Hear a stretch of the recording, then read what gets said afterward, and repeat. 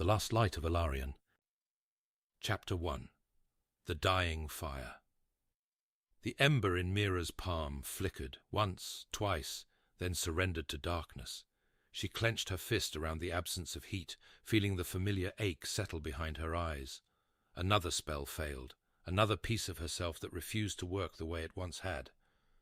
Around her, the ruins of what had been the Cerulean Spire stretched toward a sky the color of bruised plums.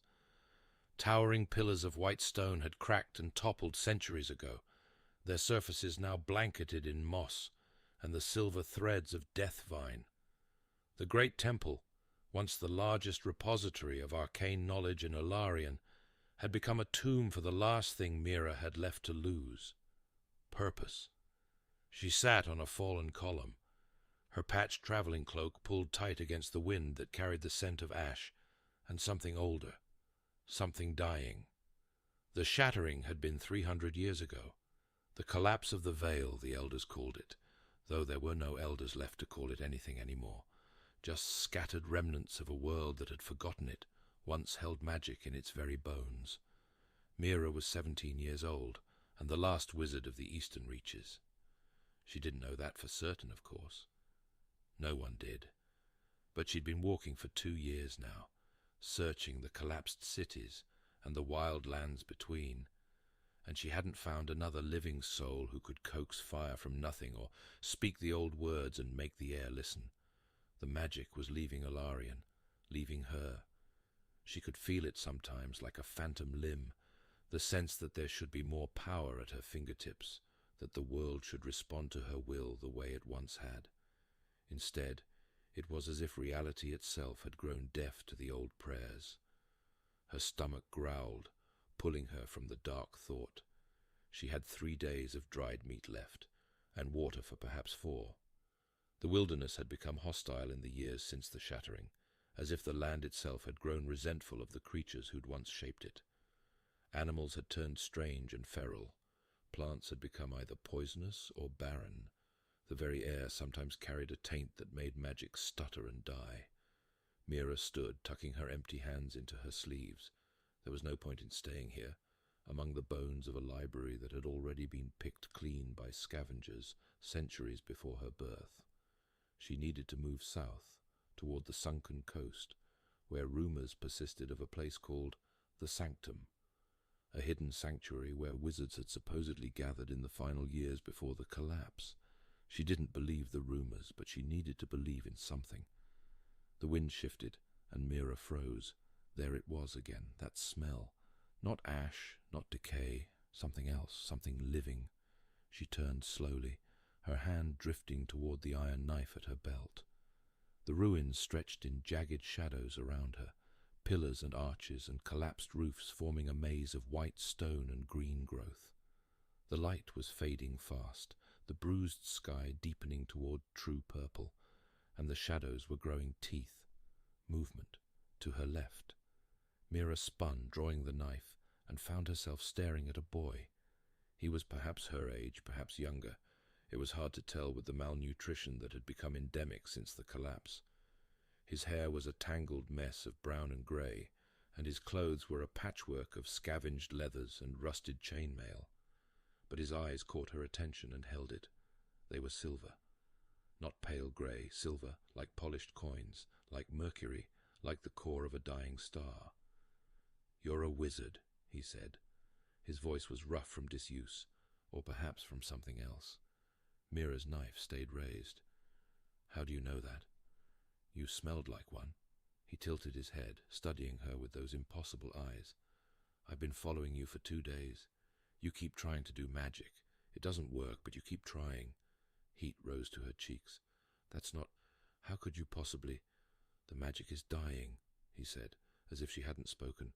"It's been dying since the shattering. Everyone knows that, but you're still trying to bring it back." He took a step forward, and Mira's knife trembled. "That's stupid. You should conserve what's left. Wait for the world to end properly."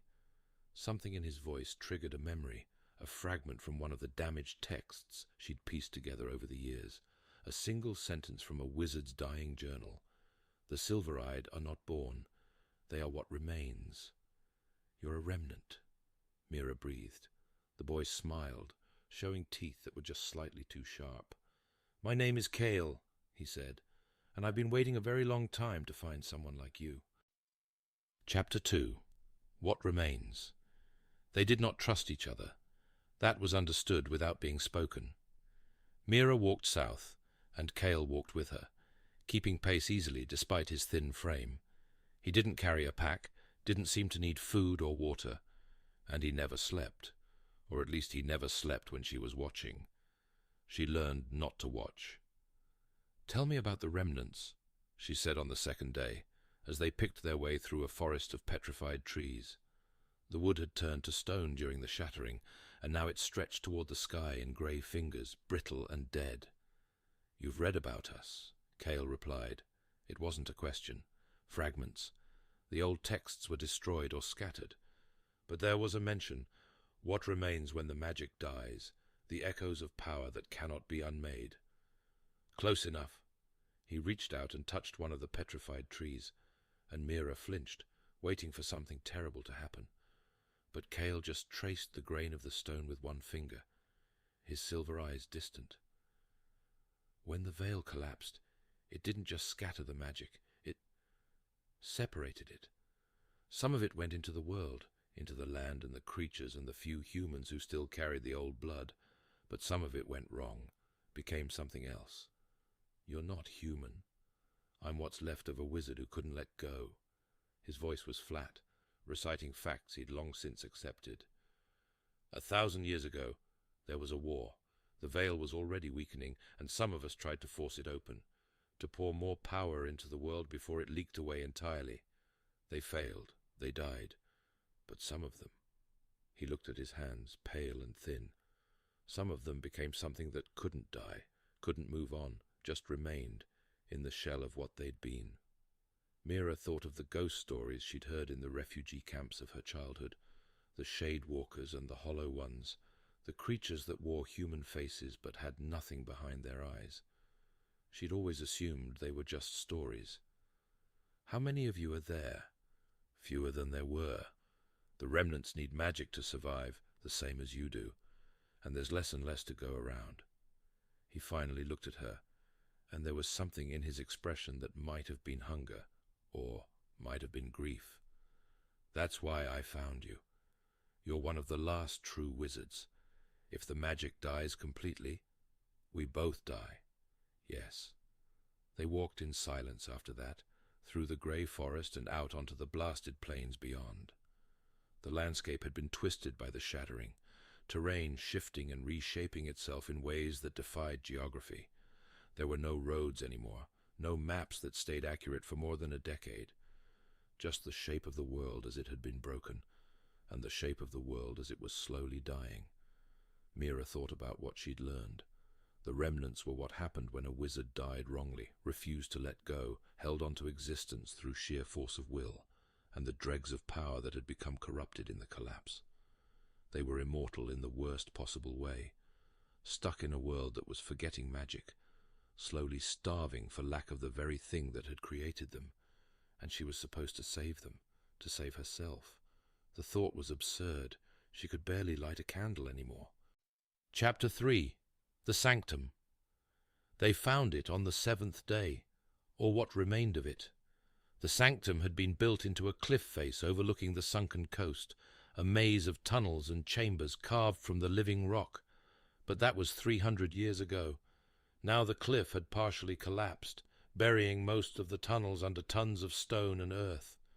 What remained was a single entrance, half hidden by rubble, leading into darkness. Mira stood at the threshold, feeling the weight of years pressing down on her. This was supposed to be hope, the last gathering place of the wizards, the final refuge before the collapse claimed everything. It looked like a grave. "I'm not going in there," Cale said from behind her. "The magic is thin here. I can feel it, leaking. Whatever died in there, it took what was left with it. Then wait for me." "You'll die." "Maybe." Mira pulled her cloak tighter. "But I've been walking for 2 years, Cale. I've been searching for something to find. A purpose, a people, a reason to keep going.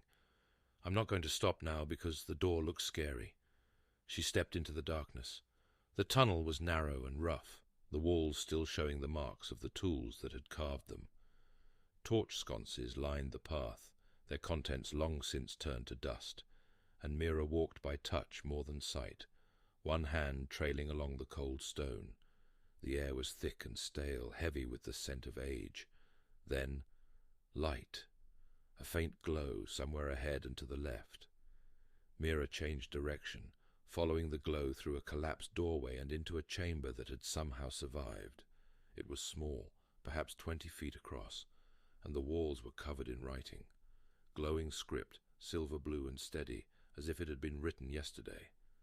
The words spiraled inward, covering every surface, and at the center of the chamber was a stone pedestal with a single object resting on it, a crystal, no larger than her fist, containing a flame that burned without light. Mira approached slowly, her heart pounding. The writing on the walls was in the old tongue, the language of the wizards before the shattering, and she struggled to read it, her knowledge fragmentary and incomplete. Last binding. The flame that does not consume. To the one who comes after. She reached out, her fingers hovering over the crystal. Wait! The voice came from everywhere and nowhere, and Mira spun, drawing her knife. But there was no one there, just the walls, covered in their endless silver words. The crystal will take your magic, the voice continued. It was thin, stretched, barely more than a whisper. What little you have left. It will use it to open the way. What way? Who's there? I was the keeper of the Sanctum. I've been dead for 263 years. But I left this message for whoever came looking. A pause, heavy with exhaustion. The shattering was not an accident. It was a choice, and there is a way to undo it, but it will cost everything. Mira's hand trembled over the crystal. Undo it? The collapse? That's impossible. The veil is gone. The magic has leaked away. There's no way to... There is a way. There has always been a way. But it requires a true wizard, one who still carries the old power, and it requires a remnant, one who carries the echo of what was. The voice was fading, running out of strength. You have both. The crystal will show you the path. What you do with it, that is for the living to decide. Silence. Mira stood alone in the chamber, the glowing words pressing in around her, and the crystal's flame burning cold and eternal at her breast. Chapter 4. The Cost. She told Kyle everything. They sat outside the entrance to the Sanctum, watching the sun set over the blighted plains. The light was red and heavy, the color of blood, and neither of them spoke for a long time. "You're saying I have to die," Cale said finally. "For real this time, to open some kind of portal and let the magic back into the world. Not die. The text says release. The remnants are bound to existence by the corrupted magic of the shattering. If we can reverse the shattering, then we become unbound." He stared at his hands, those pale, thin hands that had touched stone and felt the weight of centuries. "We move on, whatever that means." "It means you stop being alone." Cale's laugh was bitter. "I've been alone for 1,000 years. I've had time to get used to it." Mira scooted closer to him, close enough to see the silver of his eyes catch the dying light. "You found me. I found you." He didn't look at her. "I told myself it was for practical reasons. The last wizard, the only one who might be able to fix what was broken, but that's not why, is it?" "Why then?" "Because I wanted to know that there was still something worth saving." His voice cracked, just slightly, on the last word. "Because I remembered what the world was like before the collapse, and I wanted to remember what it felt like to hope." Mira reached out and took his hand. It was cold, cold like stone, cold like the petrified forest, but there was something beneath the cold, a pulse, faint and fading, that might have been magic or might have been memory. "We don't have to do this," she said. "We could walk away, find somewhere quiet and wait for the world to end properly, like you said. It would be easier." Easier. He turned to look at her, and his silver eyes were wet. Actually wet, shining with tears that shouldn't have been possible. Do you know what the world was like before the shattering? I do. I was there. The magic flowed through everything, through the land and the creatures and the people. It was alive, Mira. It was beautiful, and I was part of it once. I was a wizard who loved the world more than I feared death. What happened? I got scared. I tried to hold on to my power instead of letting it flow. I tried to be immortal instead of being alive. He squeezed her hand, his grip surprisingly strong. That's the lesson of the remnants. If anyone's left to learn it, you can't keep what you won't release. The magic doesn't work if you're holding onto it too tight. Mira thought of the failed spells, the flickering embers, the power that slipped through her fingers no matter how hard she tried to grasp it. She thought of the 2 years she'd spent searching for something to believe in, never realizing that the problem was belief itself. I don't know if I can do this, she admitted. The magic, the ritual, it's all beyond me. I'm not strong enough. You don't have to be strong, you just have to let go. Cale stood, pulling her up with him. That's the whole point. The magic isn't something we have. It's something we are, and it's been dying because we've been trying to own it instead of share it. The sun had vanished below the horizon. The sky was deep purple now, scattered with stars that seemed dimmer than they should have been, as if the light itself was fading. "Are you ready?" Mira asked. Cale smiled, and for just a moment he looked young. Not ancient, not hollow, just young. A boy who had lost his way and finally found it again. "No," he said, "but let's do it anyway." Chapter 5. The Unmaking. The ritual chamber was cold. Mira stood in the center of the sanctum, the crystal in her hands, its flame burning without heat against her palms. The walls were covered in words she still couldn't fully read, but she didn't need to. The crystal was showing her what to do. Cale stood opposite her, his silver eyes fixed on her face. He looked calm, resigned, but calm. "The crystal will take your magic first," she said. "Then it'll use that to reach through you, to find the corruption that's binding you to this world. Once it finds it, it'll burn it away." He nodded. "And I'll burn with it." "That's not what the text says. It says you'll be released. Whatever was holding you here, the fear, the refusal to let go, that'll be gone. What's left of you will finally rest." He closed his eyes. "It's okay, Mira. I've been tired for a very long time." Mira raised the crystal above her head. The flame inside flared, not brighter but deeper, as if it had found something to feed on. She spoke the words. They came from nowhere, from the crystal, from the air itself. The old tongue poured out of her, words she didn't know she knew, and the walls began to glow. The silver-blue writing shifted, rearranged, became something new. A map, a pattern, a way forward. The magic answered. It rushed into her like water through a broken dam. Not her magic, not the tiny, flickering remnant she'd been using for years, but something vast and old and alive. It poured through her, filling every hollow place, every ache and want and fear. It filled her until she thought she would burst, and then it kept filling her, and she understood. This was what the world had lost. This was what the shattering had torn away. Not just power, but presence, the sense that the world was aware, that it was listening, that it cared. The magic loved her. The magic loved everything. It had just been waiting for someone to let it in again. She looked at Cale.